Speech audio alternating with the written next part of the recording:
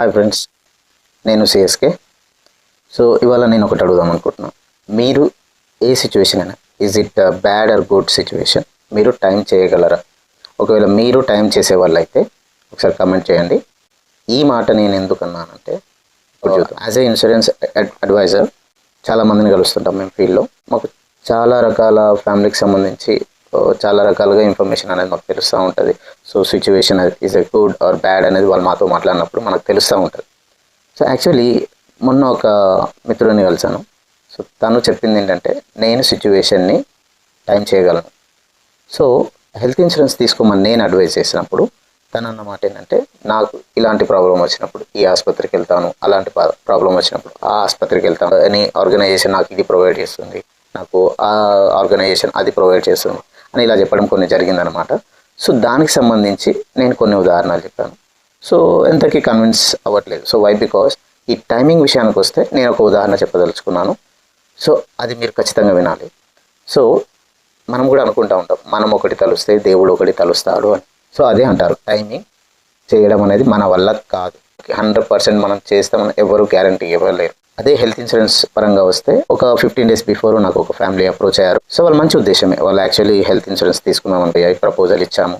But వాళ్ళు ఏంటంటే ఒక 1 week తర్వాత ప్రకారం మనం వెళ్దామని చెప్పడం జరిగింది.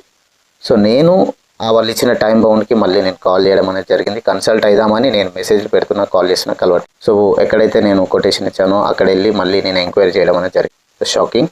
యాక్చువల్లీ ఏంటంటే, నేను ఏదైతే చెప్పానో అది చెప్పిన తర్వాత ఒక 5 days తర్వాత ఏంటంటే, ఒక ఫ్యామిలీలో ఒక మెంబరు వాళ్ళ ఆఫీస్కి వెళ్తుండగా టర్నింగ్లో బస్సు ఇలా తగలడం అనేది జరిగింది. హ్యాండ్ ఫ్రాక్చర్ అవ్వడం జరిగింది, హెడ్ ఇంజురీ అవ్వడం అనేది జరిగింది.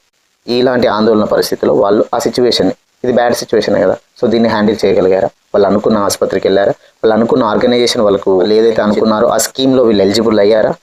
లేదు. సో హడావిడిగా అక్కడ ఉన్న వాళ్ళు తీసుకొని ఒక హాస్పిటల్కి వెళ్ళారు, 2.5 lakhs ఆ పైన అయింది.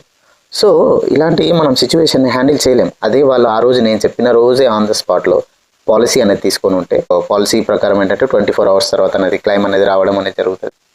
అది వాళ్ళకి మనం చెప్తాం ముందే. పాలసీ అనేది టైం చేసుకోలేకపోయారు, బట్ సిచ్యువేషన్ టైం చేయాలనుకున్నారు, టైం చేయలేకపోయారు. మనం ఏ రోజైతే హెల్త్ ఇన్సూరెన్స్ పాలసీ తీసుకోవాలనుకుంటామో అదే బెస్ట్ రోజు, అదే బెస్ట్ వెంటనే హెల్త్ ఇన్సూరెన్స్ తీసుకోండి.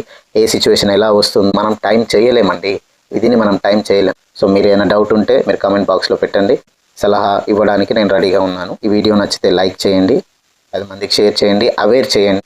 AS to inspire to insure.